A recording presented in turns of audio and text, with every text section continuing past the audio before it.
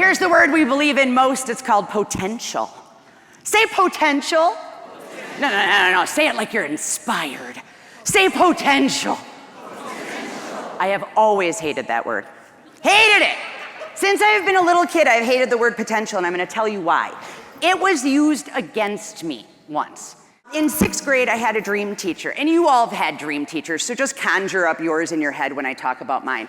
My dream teacher was named Kathy Parapesco, which is a pretty good name to shorten down to Mrs. P, which we did.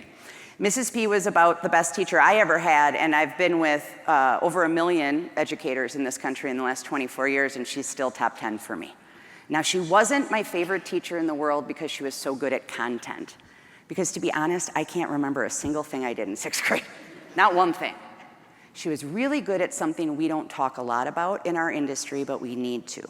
She was really good at hospitality. And I don't mean cookies and juice, although I'm sure she was good at that.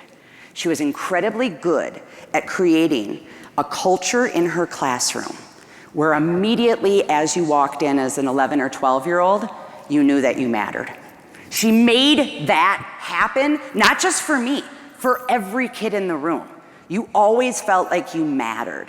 It was almost if she metaphorically held us in the palm of her hand. And I don't know if there's a time I needed that more than 11 or 12 years old.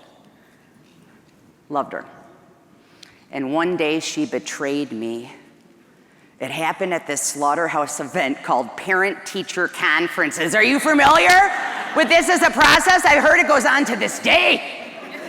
In front of my parents, in front of me, she said, Mr. and Mrs. Sweeney, Willow is not living up to her. If she spent more time reading and less time looking at Andy Golden, she'd be doing much better. But I don't think that's what she meant. In fact, I don't know what she meant.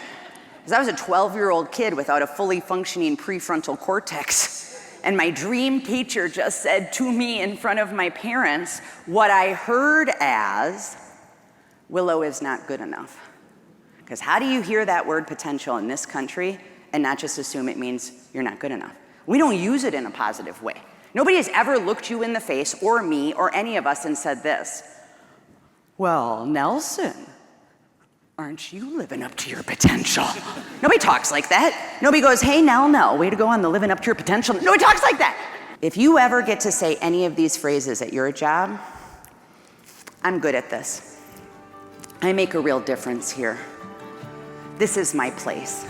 If you ever get to say any of those things at work, I'd call that success.